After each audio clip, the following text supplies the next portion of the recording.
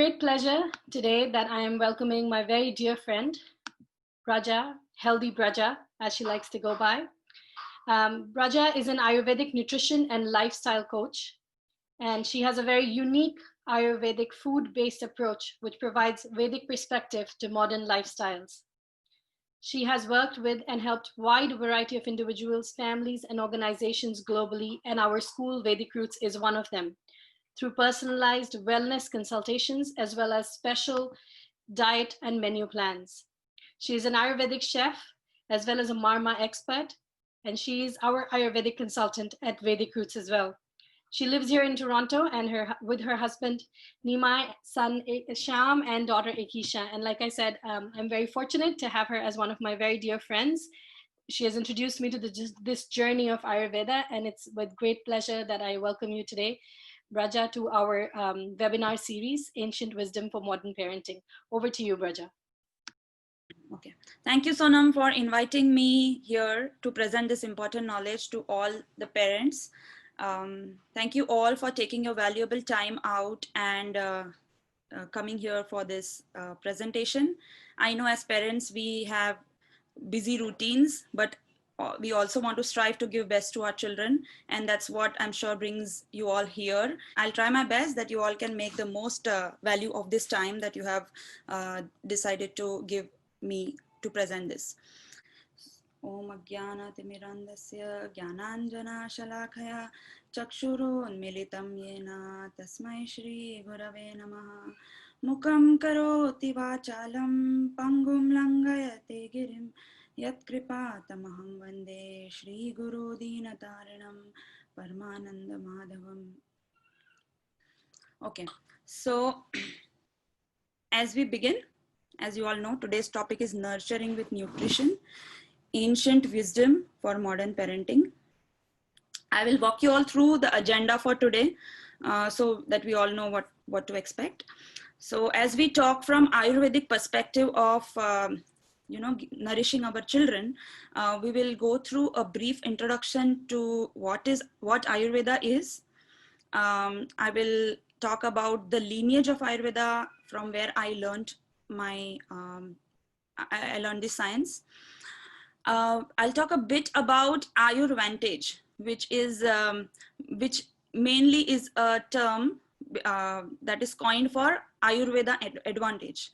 I also like to call it the wow points of Ayurveda, which really make me feel grateful to have learned this science. Next, we will learn some basic principles of Ayurveda. I'm not going to bore you with a theory class of Ayurveda, but just to learn certain principles so that as we go further into the presentation, I can explain better how to nurture with nutrition, which is our topic for today. And of course, the most important topic after that is how does it relate to my kids? Because most of us have heard about Ayurveda, and it is generally known as a medical science. If you have some problem and you take Ayurvedic remedies as along with all other options. So why am I talking about Ayurveda for kids? How does it relate to them at this young age? So we'll find out when we reach this point.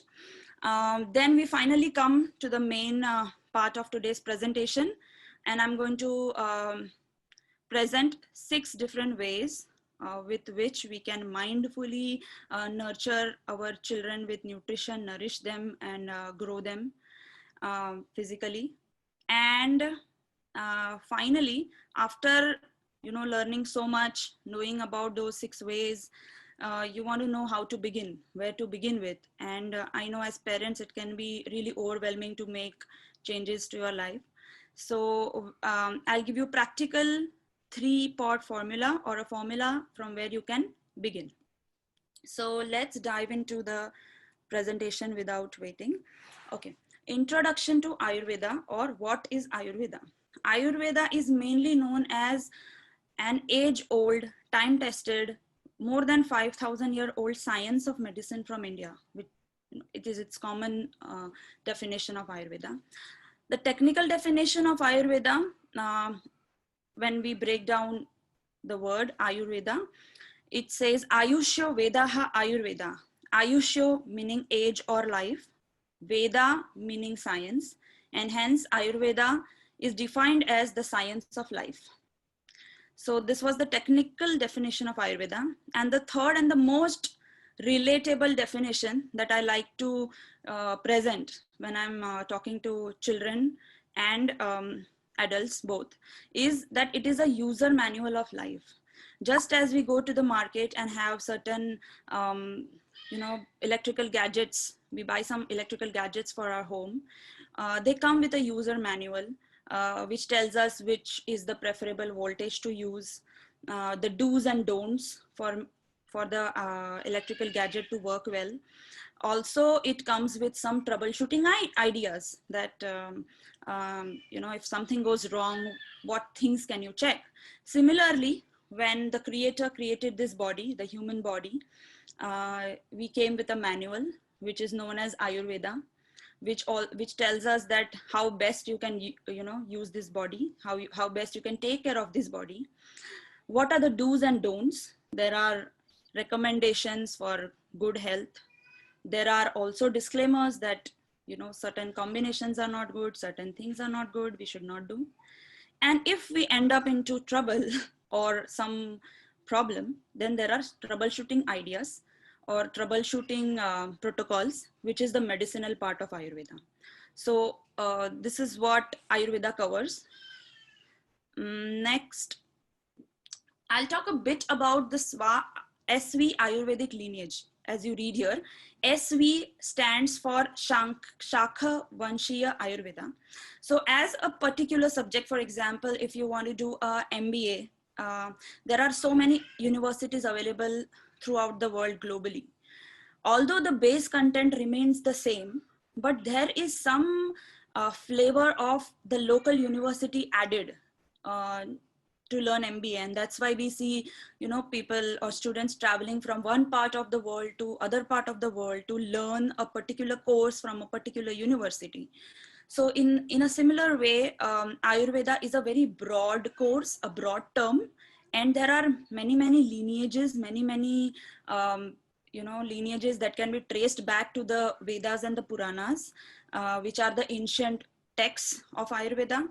And I learned Ayurveda from Shakha Vanshiya Ayurveda, which is the authentic lineage mentioned in the Bhavishya Puran. My teacher, Dr. Vaidya Ramakant Mishra, he brought this lineage of Ayurveda into the Western world. And the special feature of this lineage, and why I feel so grateful for learning Ayurveda from him, is he not only brought the ancient wisdom and shared with the Western world, but also made the application very relevant, very simplified, and very approachable for the lifestyle and the people of today. Because there are certain foods which did not exist in the olden times. So not necessarily all the foods or all the herbs or all the problems are mentioned in Ayurveda, in the textbooks of Ayurveda, but definitely all the principles are mentioned, and we need a teacher who can connect the ancient wisdom to the modern life and give us the sutras which can be most relevant and applicable today.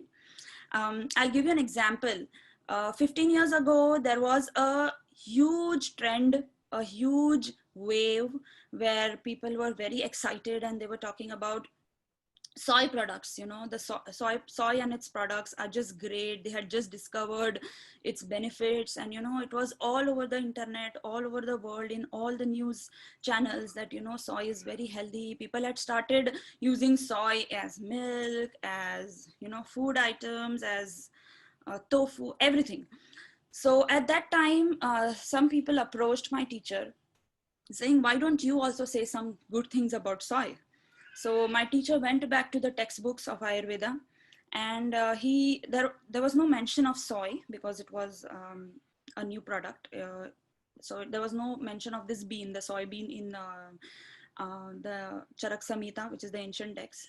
But he studied the qualities of this bean and the principles, and he actually realized that its benefits do not outweigh the side effects that it brings on the table. And so he was one of the very, very few people who refused to accept that soy is very good, you know. And at that time, it was like a minority. He was the one who was saying that, you know, soy is not good, and people were thinking, what is he saying?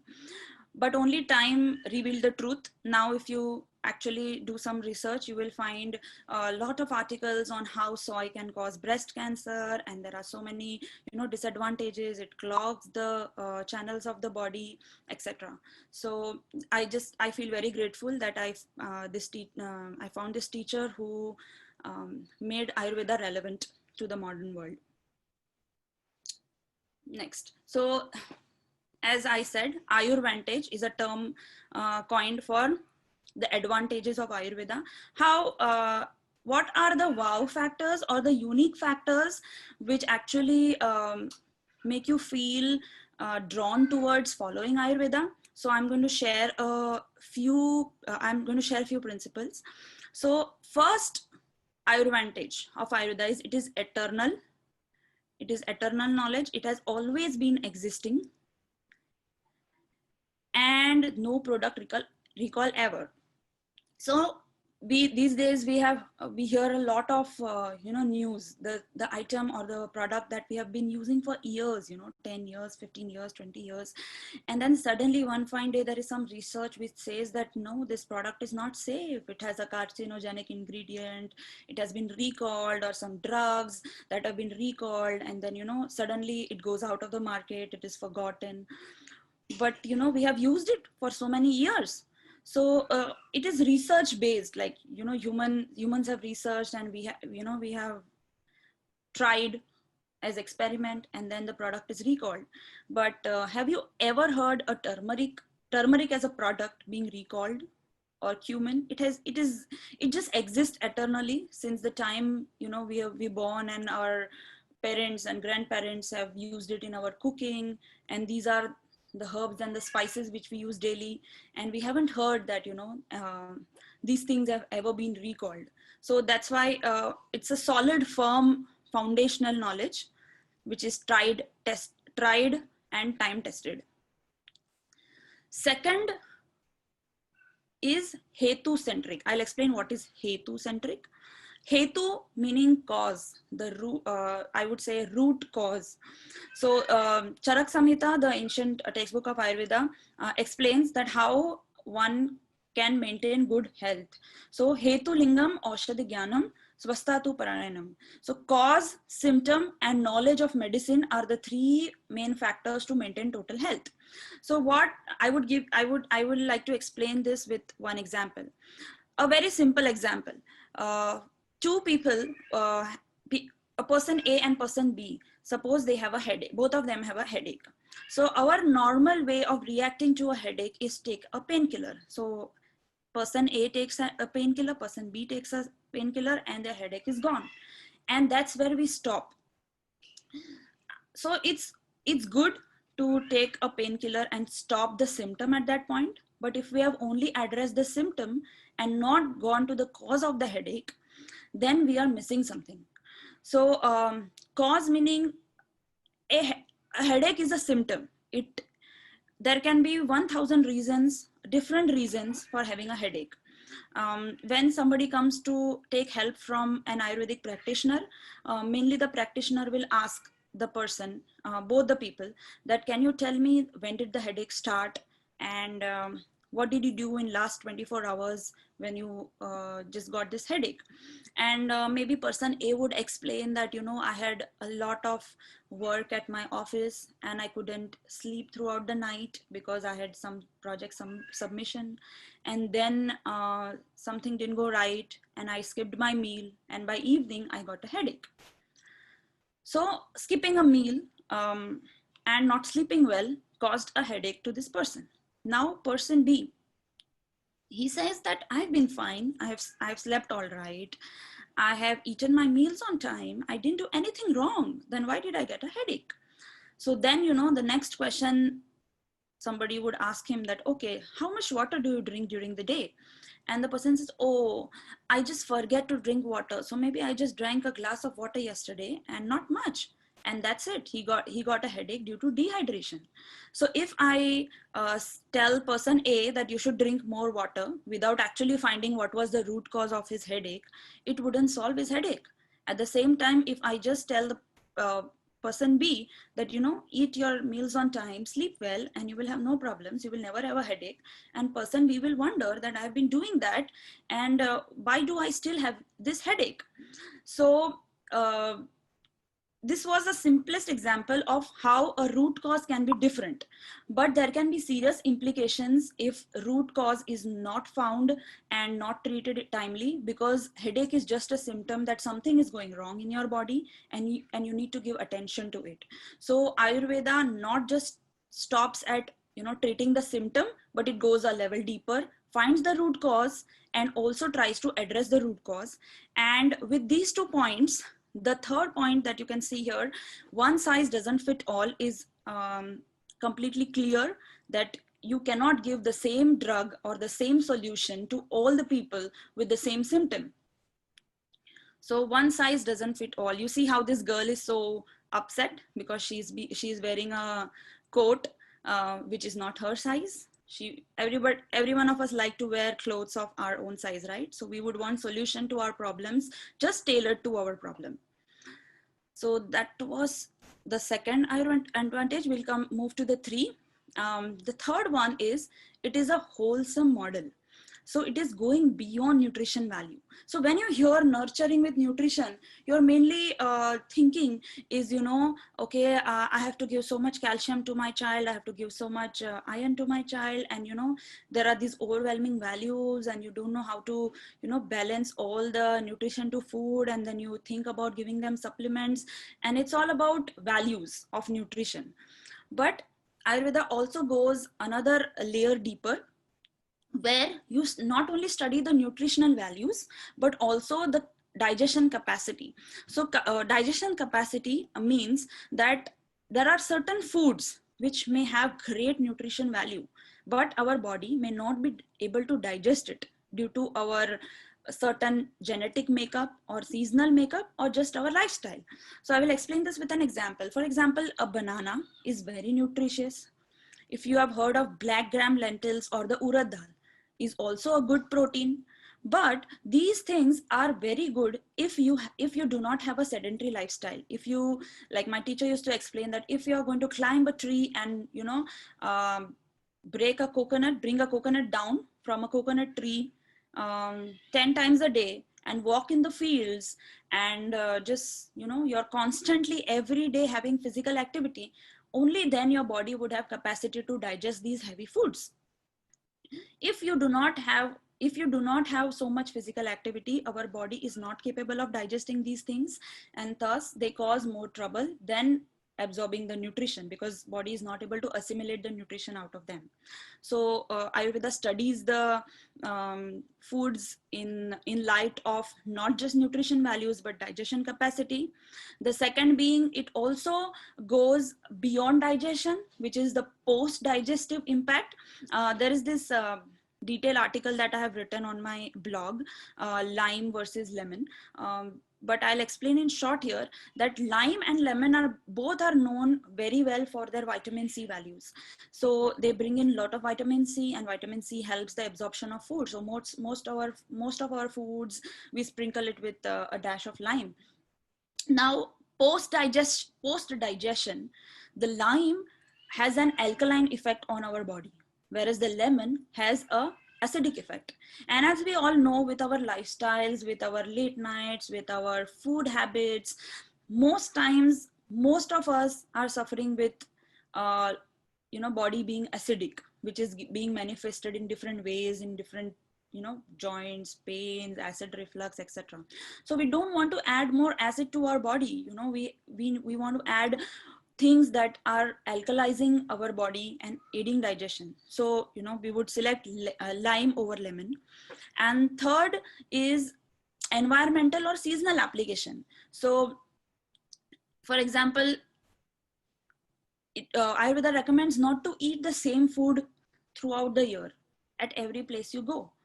Like in summer, when there is so much heat, we recommend eating cooling foods, which which calm down your digestive system because it's more heated up because the environment is heated up.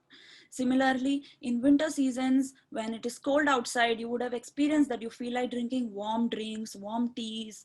So we balance the environmental factors with the food, and thus giving a wholesome model to our life.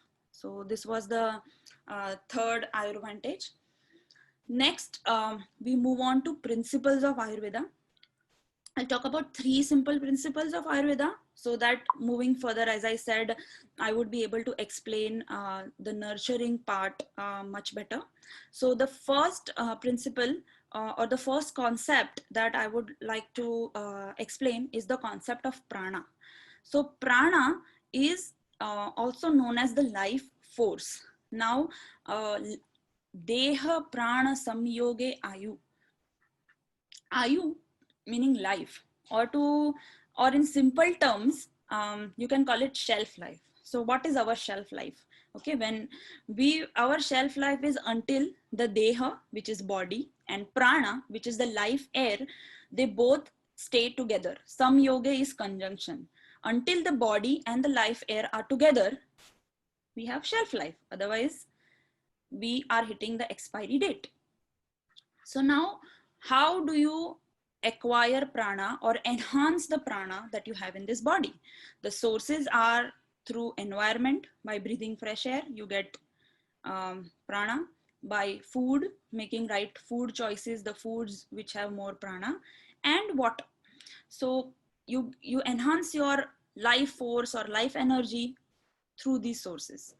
Prana is mainly the vibrational energy as we move next, and it mainly consists of 3 components, which are the lunar energy, the solar energy, and the etheric energy, which are technically termed as Soma, Agni, and Marut. Now, that might sound a little technical, and I'll break down into simple concept, which we all know and which we have all heard, that the 5 elements of nature are earth, water, fire, air, and ether. So the lunar energy breaks down into giving us earth and water. The solar energy gives us fire, and the marut or the etheric energy gives us air and space. So air and space are the components of etheric energy. Now, next is when these 5 elements interact with each other, they form certain energies. So earth and water, when they interact together, they form the kapha component or the kapha energy. Water and fire, when they come together, they form the pitta energy or the pitta component. And air and space, when they come together, form the vata component. Now, when it comes to Ayurveda, these are the 3 terms which you have always heard: vata, pitta, kapha, and life revolves around vata, pitta, kapha in Ayurveda, right? So this is how you can actually break down that what makes kapha, what is the makeup, the genetic makeup of kapha, of pitta, and vata. So can I say that the qualities of vata are the qualities of air and space? Like, just think for a minute, like we are not together in a room, so we cannot interact very effectively, but just try to visualize what are the qualities that come to your mind when you think of air and space for a minute, and then I will explain them. Next, you can think about what are the qualities of fire and water, and simultaneously think about what are the qualities of earth and water.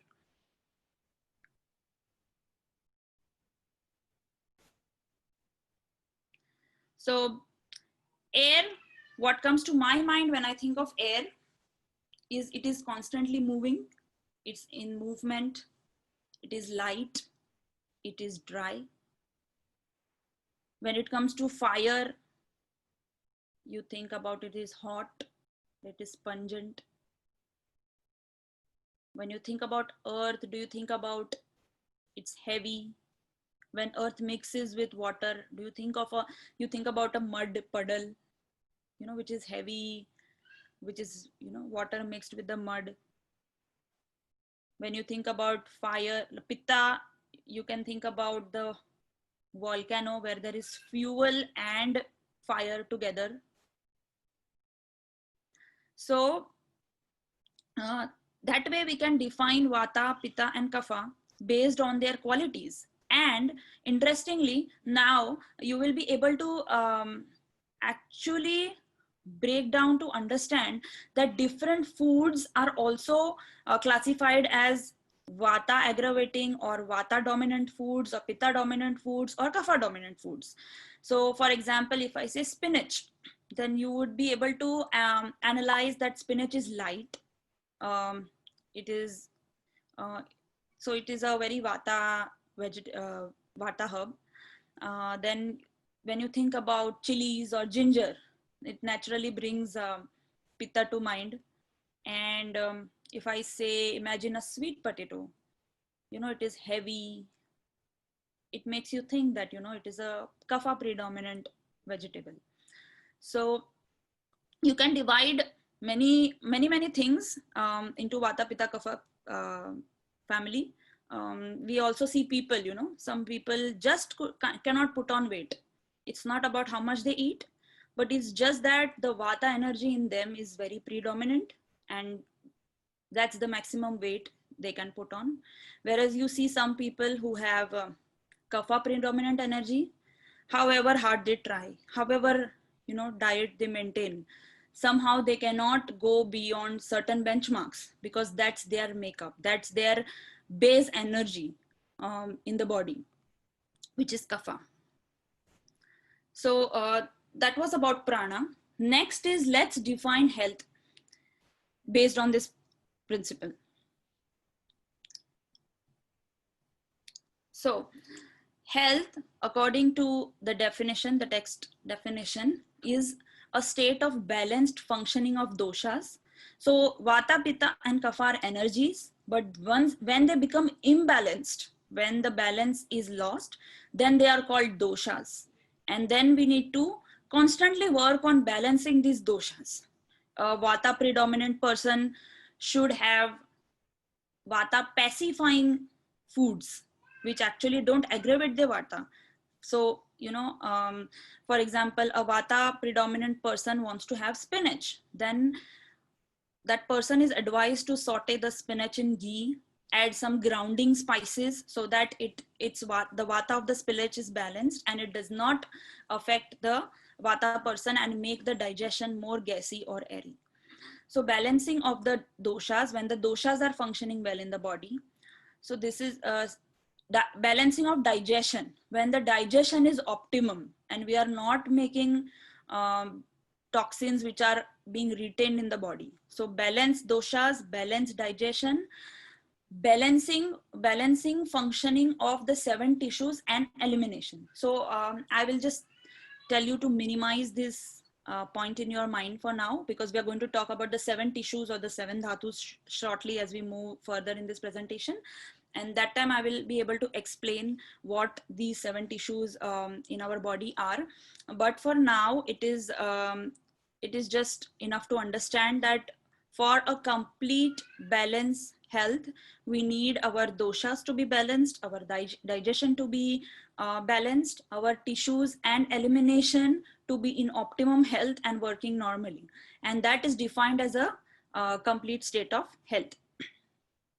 Next principle of Ayurveda that I would like to introduce you to is food is therapeutic.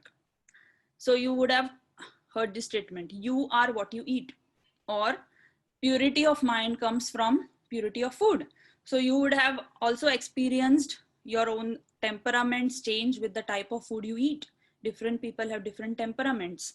So food actually affects our mind. Food also affects our growth, the way we grow. I love this principle given in Charak Samhita. Please hear it carefully. It really will make so much sense. When diet is wrong, medicine is of no use. And when diet is correct, medicine is of no need.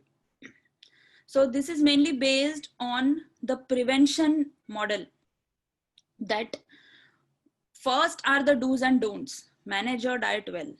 Don't reach to the point where you have to troubleshoot.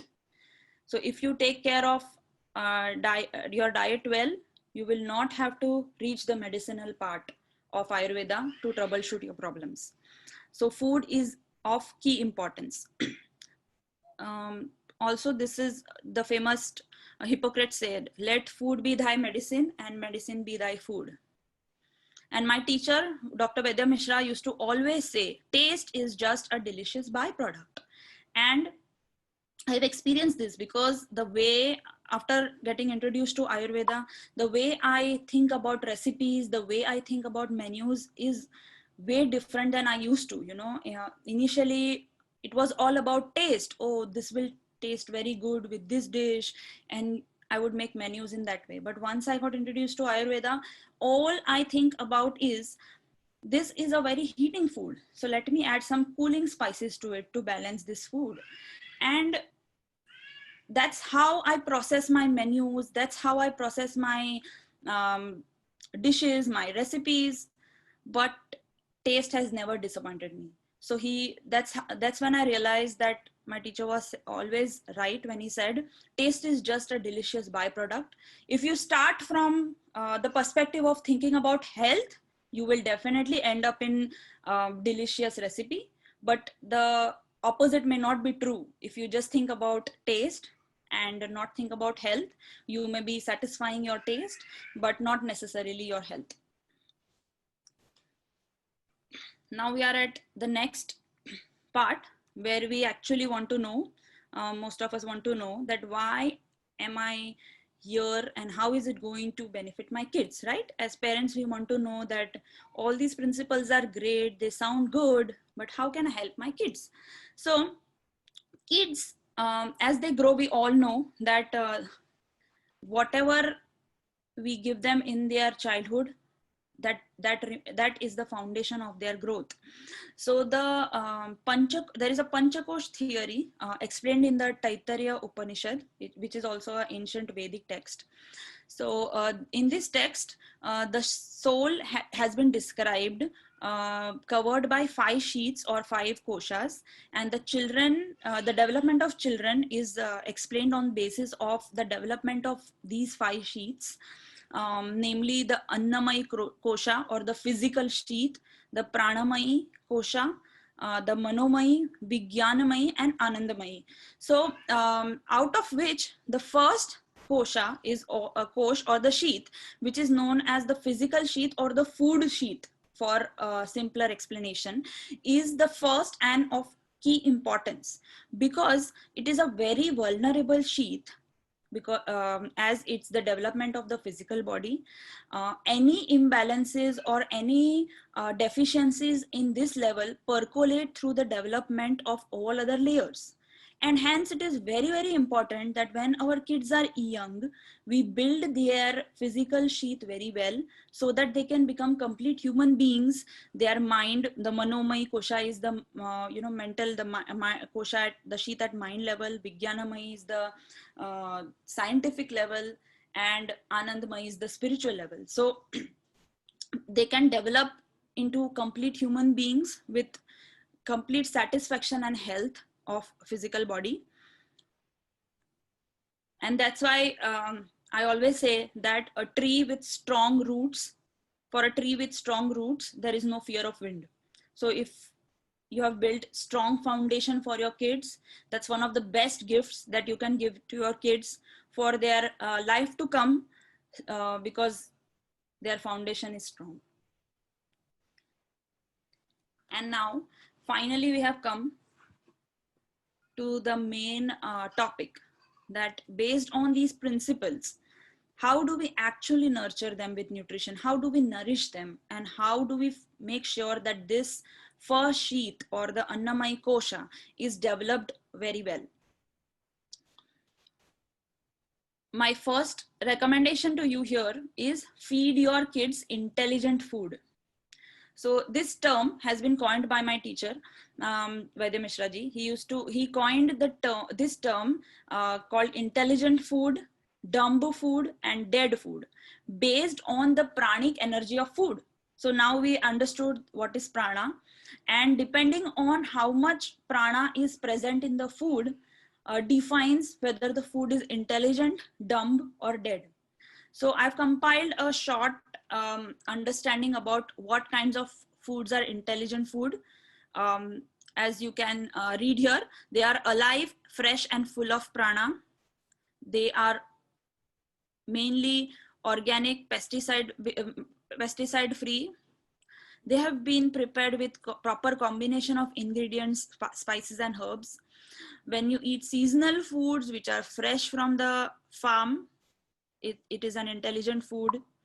It is also important how, like, our body has a unique mechanism to communicate with us whether we are doing things right or not. Like sometimes after eating certain foods we feel light and satisfied, or you have experienced that sometimes you eat or overeat certain foods that you really love, your tongue loves, but after eating the food you feel the tightness in your stomach, you feel uncomfortable. So that is not a sign of intelligent food. Also, if you feel sluggish and sleepy after eating, that means it is not intelligent food, it is not digesting. Ideally, the food consumed within 4 hours of cooking is intelligent food. Next, we talk about dumb food. It's the frozen food. So when you freeze the food, it loses some part of prana. Hence, frozen food comes under the category of dumb food. It has reduced prana. It is not completely devoid of prana, but it has much reduced prana. The leftovers, I know it is hard one because as parents we are always juggling different balls and we have very little time to cope up with things, so many things that are going on, and so we end up using or trying to plan a few days in advance for feeding our kids. But believe me, it's not the right thing to do, especially for the developing body of the kids. They need to be fed as fresh food as possible.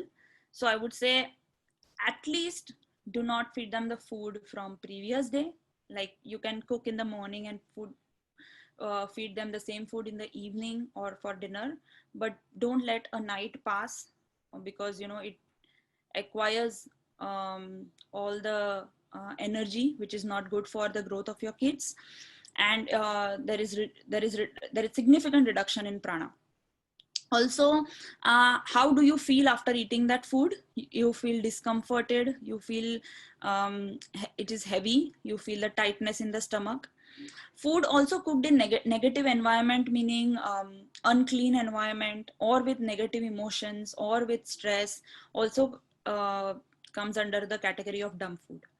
Now we come to the next category, which is dead food. Dead means completely devoid of prana, and which is a totally no. And how do you realize that this is dead food? You feel very tired after consumption of food. So think this way, that food gives us energy. Now if by eating food if you feel tired, then there is something wrong, right? So we have to understand that that is not the right food for us. Deep fried and junk food fall under this category. Processed and microwaved food come under this category. Canned items which have preservatives, which are really like some canned foods have like years of shelf life and they have heavy preservatives, their prana is totally destroyed. There are certain foods which are mutually contradictory, as mentioned in the Ayurvedic text. For example, eating fruits with milk or eating fruits with yogurt, they are not the right combinations to have together. So they also fall under the category of dead food. Also, when you eat dead food, it remains undigested. Some of it the body can eliminate, but when the body cannot eliminate this hard to digest food, it stays in our body as toxins. That's why you would have heard that lot of Ayurvedic text, or you would have heard your friends talking that I'm undergoing a detox. So when you eat the food which has not digested completely, which has remained undigested in the body, then if it remains in the body for longer time, it ferments, it forms another level of toxin, and that's a seed to many diseases. The disease is as severe as many layers it percolates in the body. So it's best avoid these kind of foods which contribute to toxins in your body. Okay, so next we go about worry about calories or learn about how it digests in the body. So these days we are always confused, or mainly thinking that how much calorie I can give my child. Like, weight is the way we actually define the health of our child, which is not totally wrong, but we also have to understand whether this weight is healthy weight, or excuse me, yeah, whether this weight is healthy or unhealthy. It just stays as toxins in the body, as we just learned, or it is actually a healthy weight which is giving a lot of energy to my kid. I'll share a personal story here, where when my son was young, he was growing very well up to certain months of his age, like up to 5-6 months of his age, and he was in his 90th percentile of weight, we would have heard, and it was all going well. Suddenly, due to some reasons, he stopped putting on enough weight, and then his weight fell down to 10th percentile, and it was so worrisome. The doctors and the people around told him, oh, he's not putting on weight, feed him high calorie food, feed him nut butters, feed him hard cheeses, feed him avocados, feed him nuts. And as a parent, you are always wishing well for your child, you want to do the best for your child. And I tried doing that, and in the process I actually realized that he was not digesting these things well. His diaper showed that. Sorry to be gross, but some foods were coming out as it is. And I realized that, although they are high calorie foods, but his body may not be able to process this. So there is some other underlying problem that I need to find out. And as the months passed, and as I dive deeper into this quest, I realized that I needed to fix his digestion. Once I fixed his digestion, and even if he had low calorie food, but he was able to digest the food that he was eating to the 200% of his capacity, he was doing all well. So we need to change our mindset from just thinking about calories and numbers, and also think about how well the body is digesting, assimilating, and absorbing the food. Sometimes we feel that our kids just don't feel hungry, they are just refuse food, and that's such a big struggle for so many parents. But there might be a problem where the child is not feeling enough appetite. So we need to actually address the digestion, give the child appetizing foods, some ginger drink, or it's, of course, one size doesn't fit all, as I always say. So different children might have different issues, but we should think about addressing those problems, rather than tagging our child and just leaving it there. Next, building end-to-end immunity and nourishing 7 dhatus. So I just mentioned a few slides ago that we will talk about the 7 dhatus. When we start any journey, going from point A to point B, we always want to make sure we complete the journey. If we break the journey in between, we are not going to reach our destination. Similarly, in Ayurveda, our body is defined to be made with these 7 layers called the 7 dhatus. Dhatus means one which holds. Dharayata iti dhatu. So the body is held by these 7 dhatus, and it is very important to build end-to-end immunity and not stop in between. So the first dhatu, or the first layer, is called the rasa dhatu, or the plasma. Second layer is the rakta or blood. Third layer being the mamsa or the muscle tissue. Fourth layer is meda or fat tissue. Fifth layer is the bone tissue. Sixth is the bone marrow or majja dhatu. And seventh and the last dhatu is shukra dhatu or the reproductive dhatu. Now, how do you nourish them? There are two principles by which you can plan your menu. So you can nourish them by planning your menu, eating right types of food. And there are two principles which I will just explain briefly, because that itself is a topic in itself. It can be another big seminar on menu planning. So the two principles on which one should plan menu are the first being the 6 tastes. So Ayurveda also mentions the 6 tastes or the rasas, which should be balanced while preparing a meal. The 6 tastes being sweet, sour, salty, bitter, pungent, and astringent.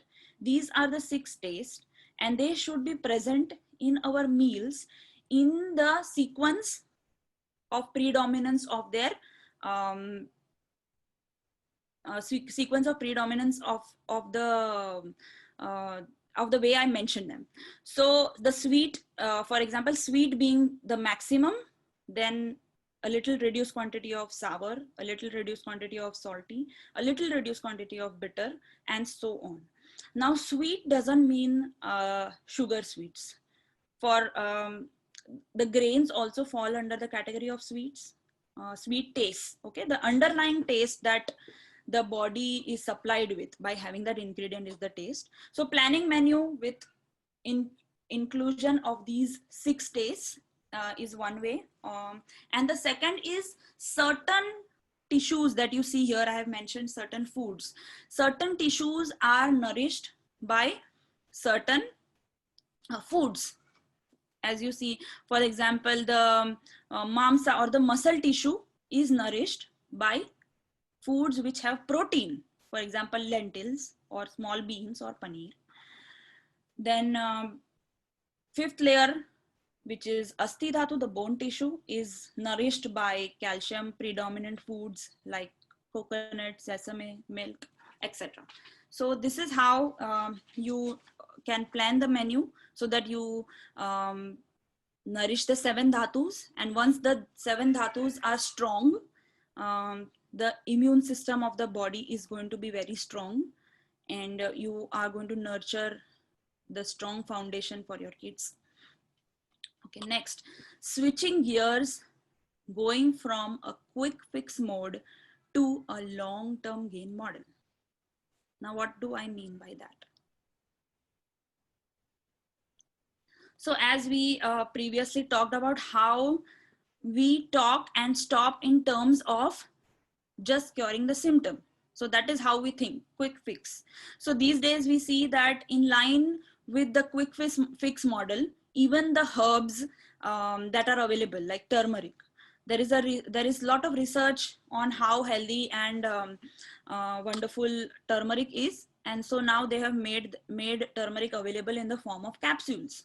And we want shortcut to success. But there is no shortcut to success, because along with the right ingredient, Ayurvedic texts mention that there has to be right processing of the ingredient.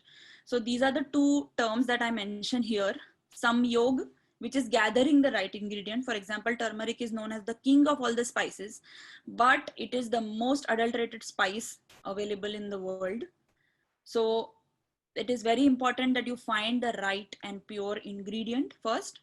Once you have found the pure ingredient, please do not make capsules and make a quick fix to solve your problem, because it is going to result in another greater problem. If you try to fix it quickly right now, you are going to end up spending more time solving that problem anyways. So please do not go for quick fix. There is a proper way of processing that ingredient, which is known as samskara, giving it a right samskara.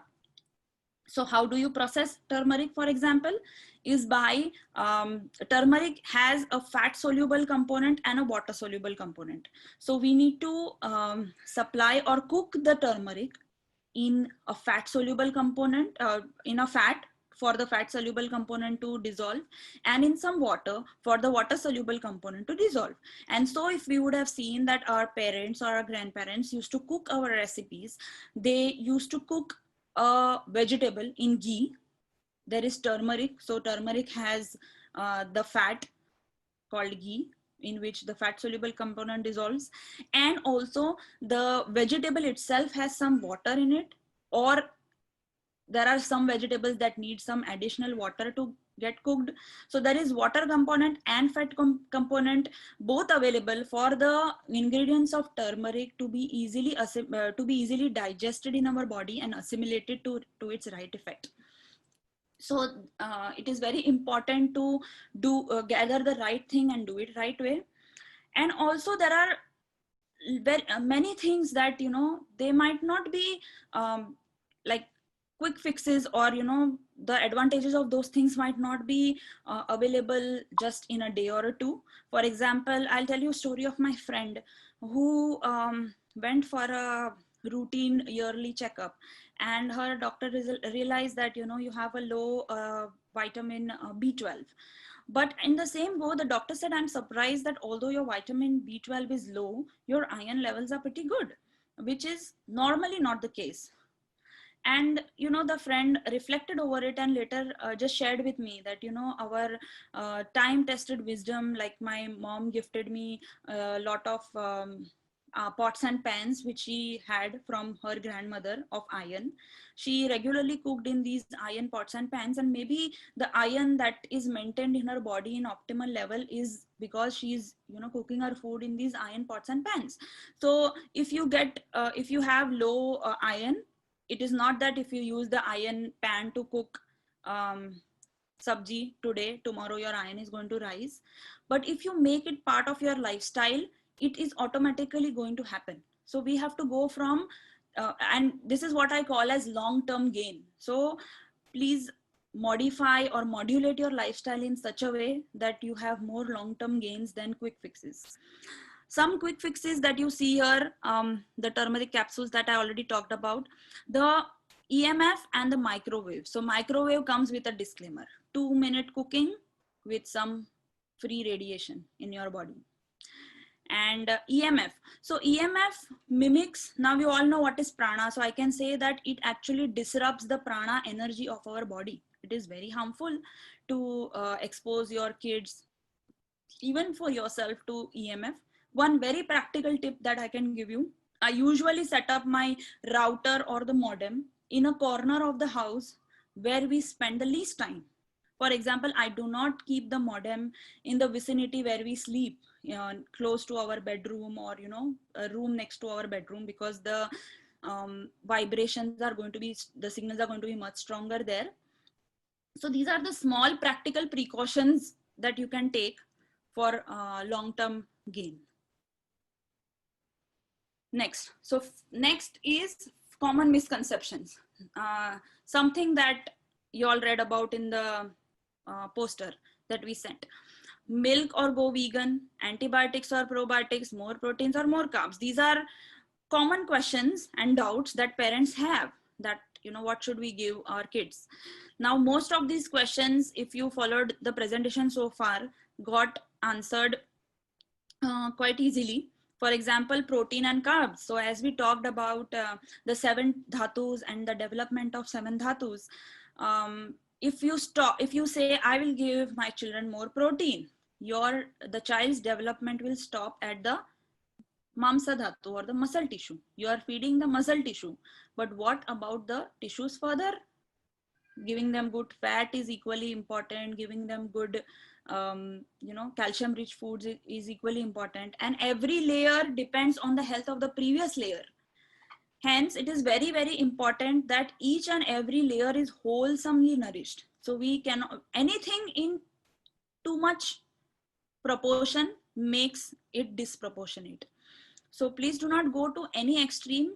Focus on wholesome, holistic meals. stick to our age-old time-tested formulas. Next is milk or go vegan. I picked this question because milk is such an important ingredient in the life of our kids. Milk is irreplaceable actually when you talk about growth in children. As we talked of the seven dhatus, whatever food we eat today, it takes up to 3 to 4 weeks for that food to get assimilated and reach all the 7 layers of our body. But milk is such an ingredient which reaches the 7th layer, passes through all the 7 layers and reaches the 7th layer within 24 hours. It is that nourishing. But it comes with a disclaimer or a recommendation. I can say that it has to be had in the right way and it has to be digested properly. So right milk, to find more processed milk, more harder to digest. Milk is also very vulnerable ingredient. It gets its structural formula changes with every process that it undergoes. So minimally processed milk. Then it has to be consumed in the right way, not with fruit and milk. That's not the right combination. Not cold milk, because cold milk becomes heavy to digest. It has to be warm milk. You have to aid the digestion of milk by adding some spices. And if you're not able to digest milk, then first we need to fix your digestion and then slowly get kids or yourself get started on milk. So as a plant-based nutritionist also, I highly recommend people that please do not, get yourself free of dairy. You're going to cause a lot of long-term harm in terms of deriving the benefits of the milk that it provides. It also nourishes, strengthens immunity, and it has numerous benefits on various levels. Next question is antibiotics or probiotics. So antibiotics are great when you have a severe infection and you need to solve it. But what is our way, the Ayurvedic way of looking at any kind of problem or a disease is prevention is better than cure.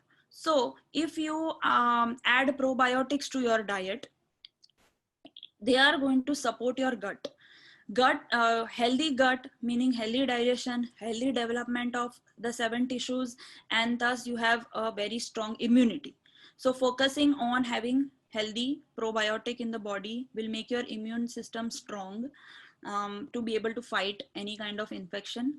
Another benefit of having probiotics is gut, as scientists have also researched now, and it is already mentioned in Ayurvedic texts that gut is called the brain of the brain.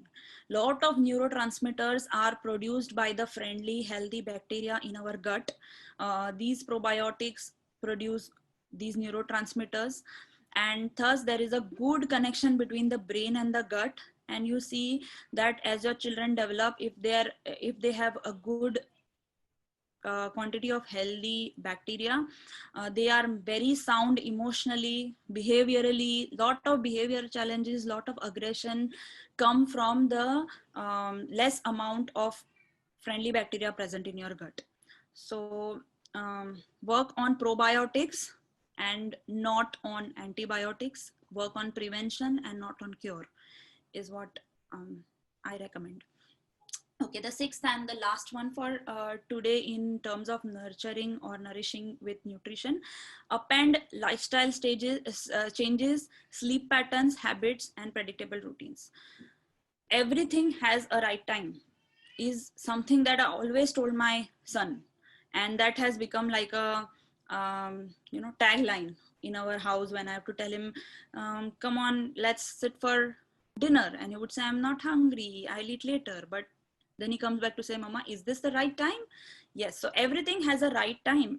My teacher always taught that if you do the right thing at wrong time, it is still wrong. So the time that you allot for different activities is of immense importance. Digestion is connected with the solar cycles or the cycles of the sun. So when sun is down, digestion is down, and that's why it is said that you have your biggest meal of the day when the sun is overhead in the noon. So 10 to 2 is the time where the sun energy is the highest and your body can digest the food well. So that's the time you have your biggest meal of the day. When sundown, that means it's time to sleep.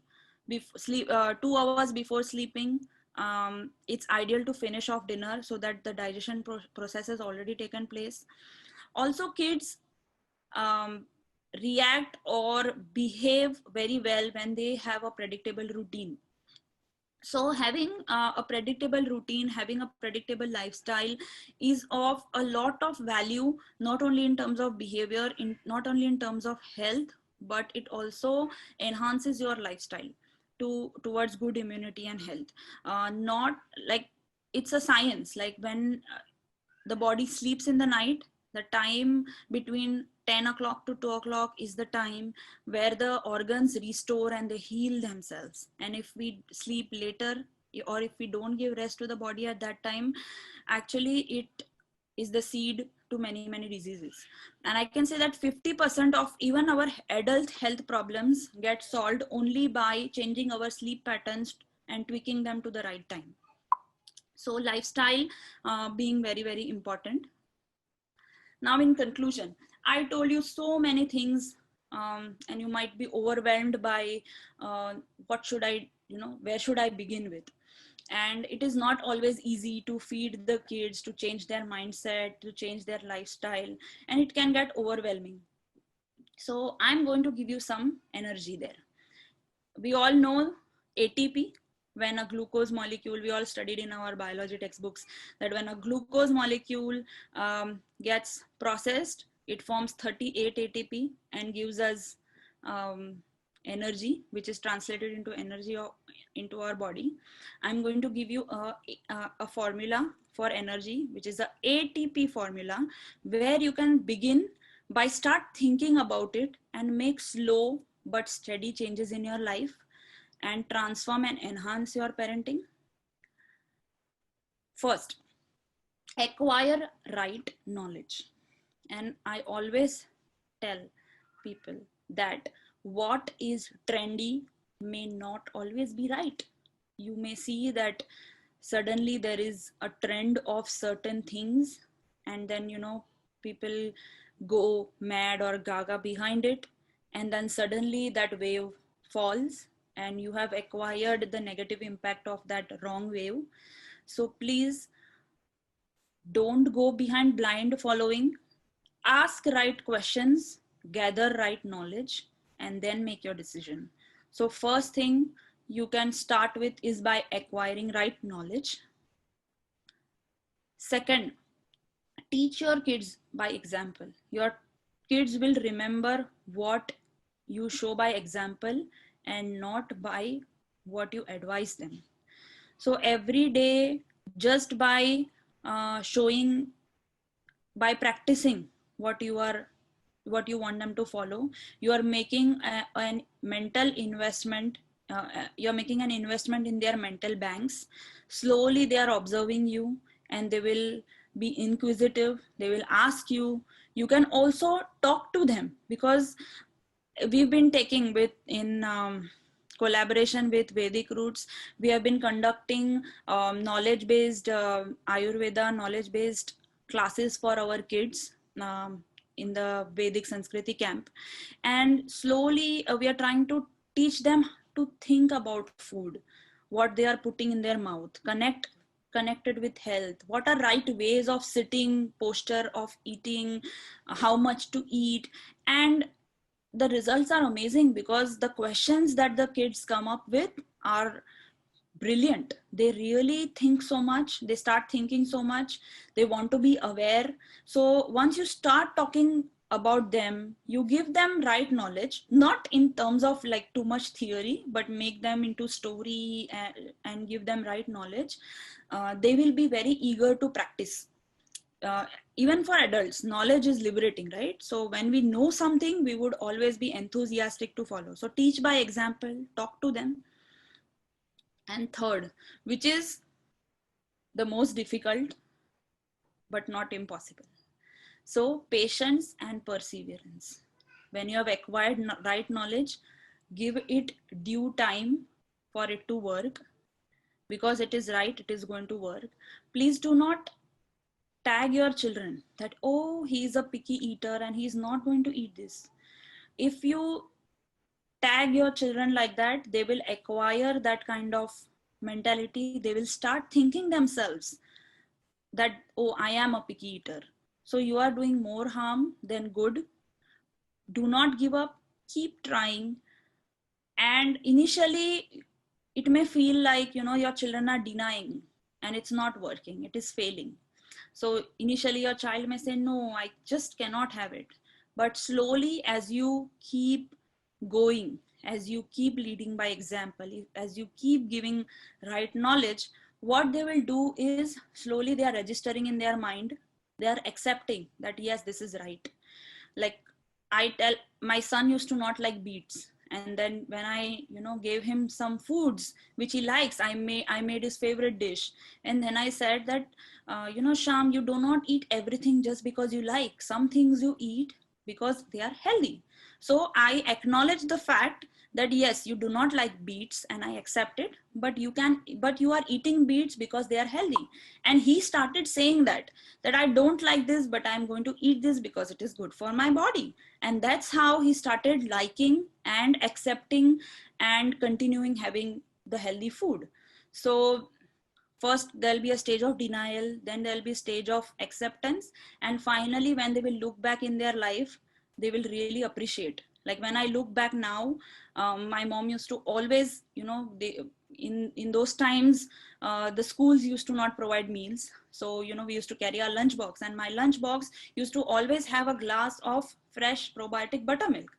And I used to enjoy it, but now I realize that, there was a science behind having probiotic buttermilk every single day to develop good probiotics. So when they will look back, they will appreciate what you all did for your kids. And I'm sure that's the best gift that parents can have. And the satisfaction of doing your best for your kids is priceless. So thank you all for your time.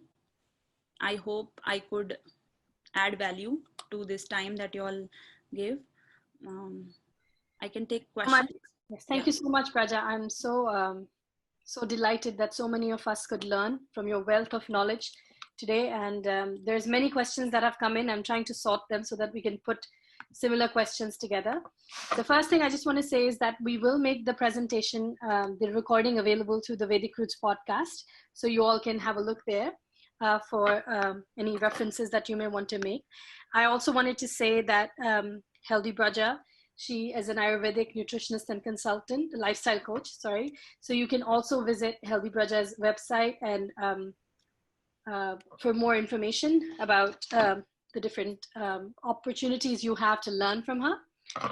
Having addressed that, I'm going to now dive into the questions. The first question I have is, how do I balance diet if both my kids have a different bodily constitution? We are a family of 4, so how to manage that? Yes. So what we recommend in terms of daily menu planning, if there are no particular health challenges, the food that we cook is always tridoshik. Tridoshik means balancing all the 3 doshas, and which is recommended. The example that I gave, that if you have to have spinach, if you have raw spinach, it's going to increase your airy energy or the vata energy of the body, and your vata can go out of balance.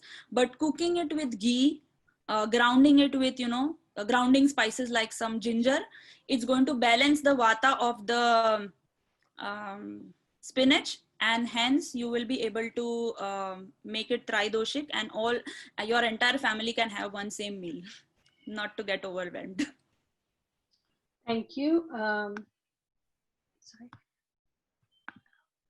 The next question I have is, you mentioned the use of olive oil, but is it good for Indian cooking, keeping in mind heating point, as traditionally we never cook Indian food in olive oil?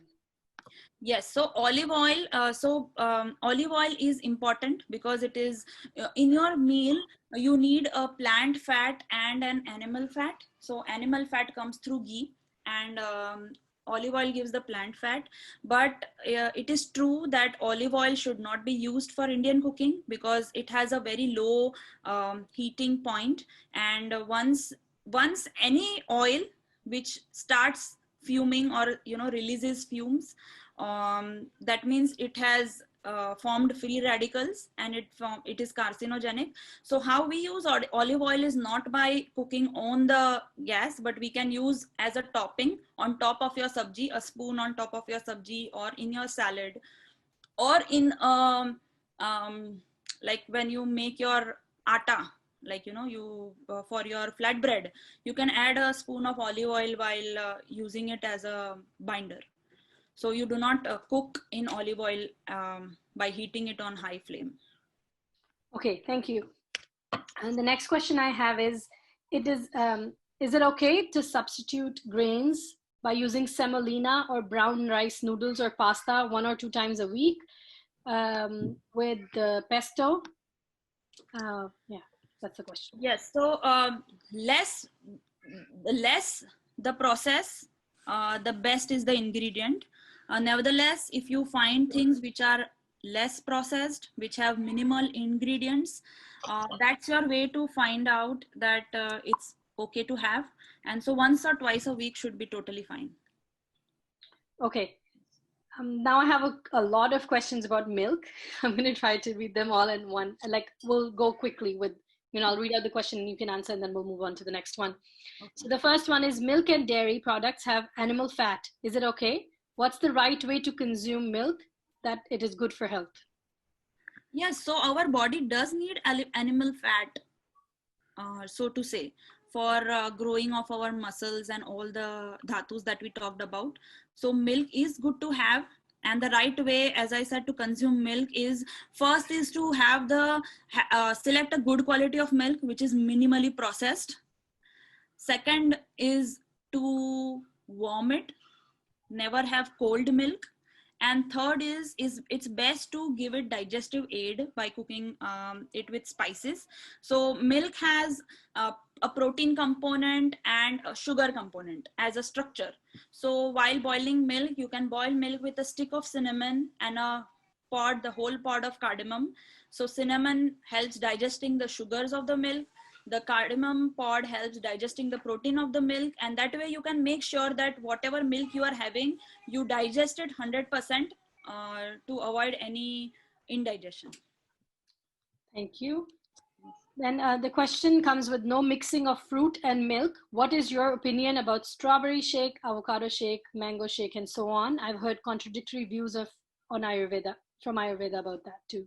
No, so mixing them with milk is totally no. Fruit and milk are mutually contraindicated. I wouldn't recommend mixing fruit and milk at all. If you want your kids to have the strawberry shake, you can make your strawberry shake with almond milk. There is a recipe on my website. It is very simple. You can make your own almond milk at home, so that you do not buy the market bought with a list of ingredients in it. Simple, very simple to make at home, and make your shake in almond milk. It tastes equally delicious, and you will avoid the mutually contradictory ingredients. Thank you. There's questions about what type of milk to buy, because these days the cows are put in a lot of distress and there's a lot of chemical processing. Is it still good to have milk, or should we have yogurt? And if milk, what type of milk should we buy?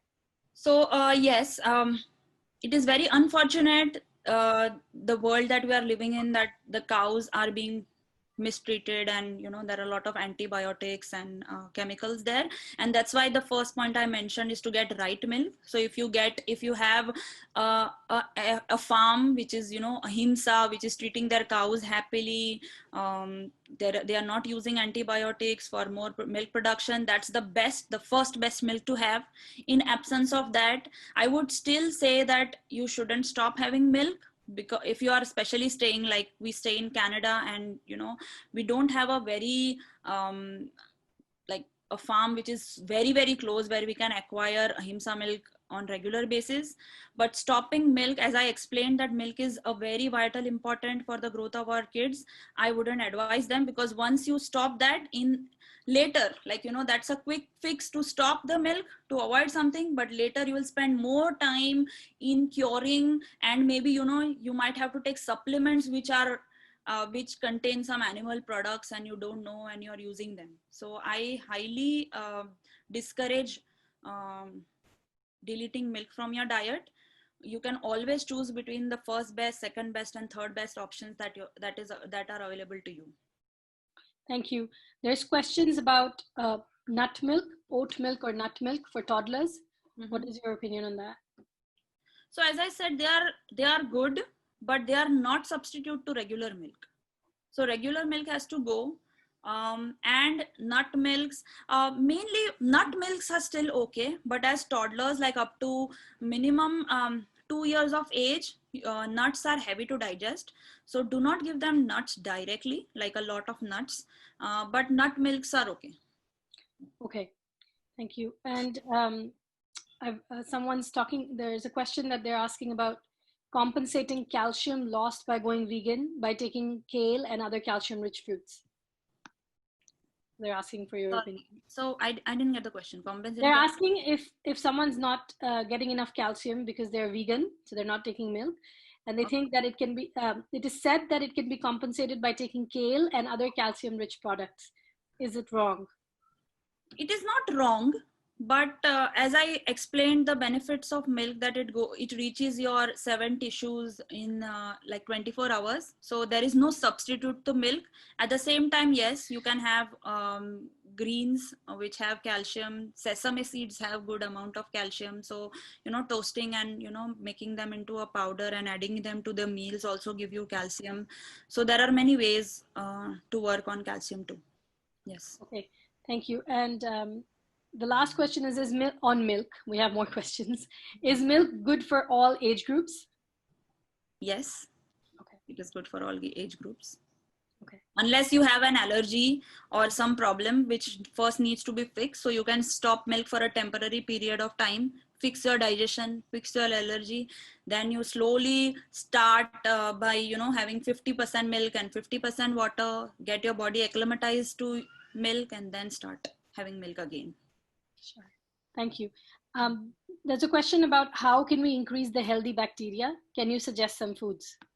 So yeah, as I mentioned, the buttermilk, like not the store-bought yogurt, but you can make yogurt at home by culturing the milk with fresh yogurt cultures.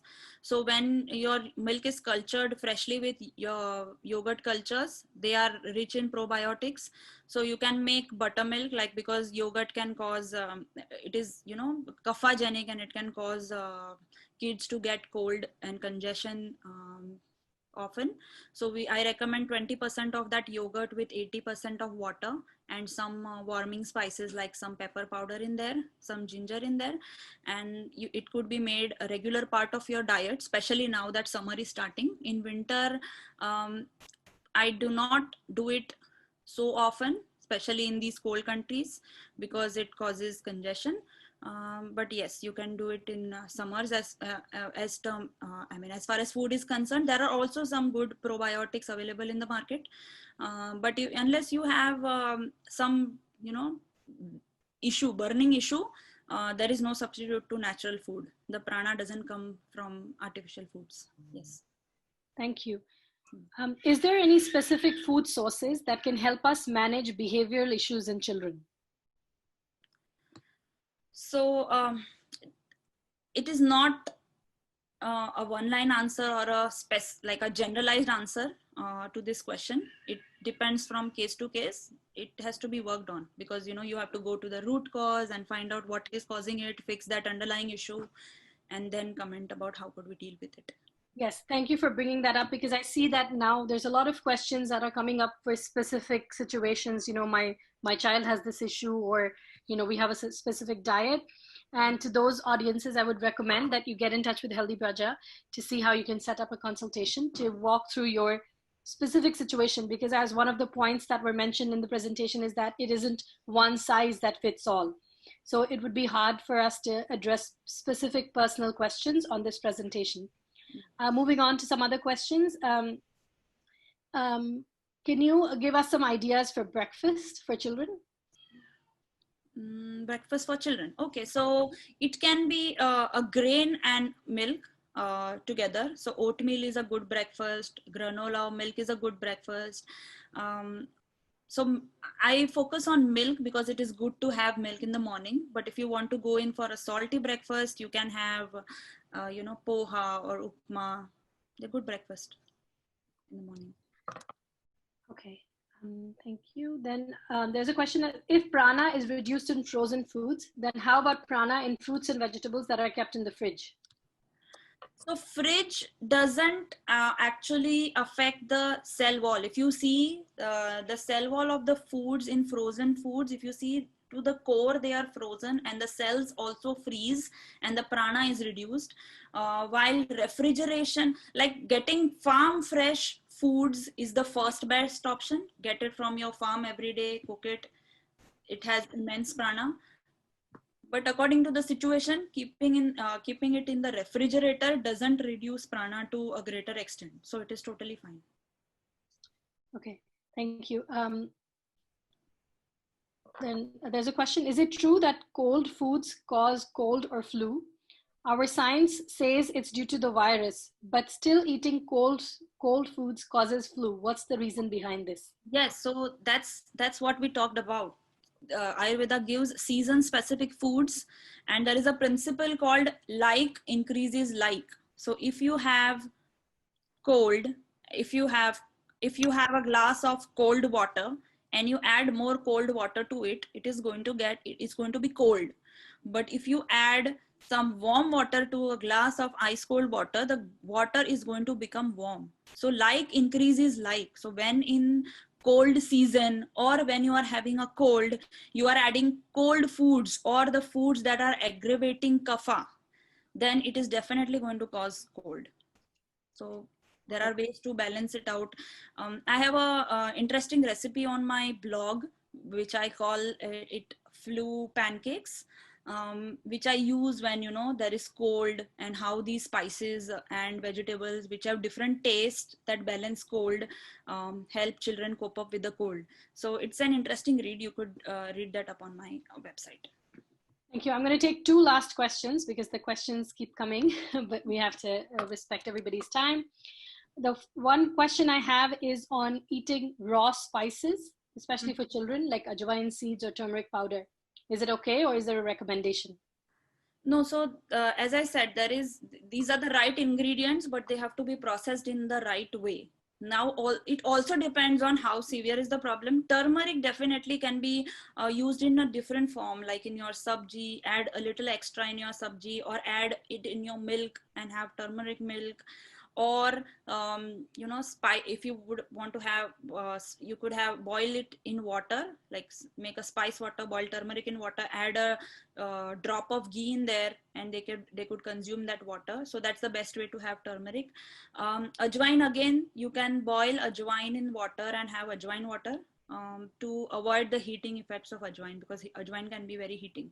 So occasionally, if they have a stomach ache or something and you give a pinch of ajwain to them for them to eat, that's fine. But it cannot, like doing it on a regular basis can cause imbalance of heat in their body. Thank you. And the last question, again, milk is the winner of the day. What is the best time to consume milk? Mornings only, or before bed is also good?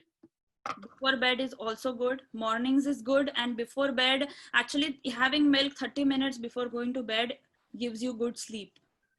And having turmeric milk also helps your joints. So yes, totally. It's a very good formula to have milk even before going to bed.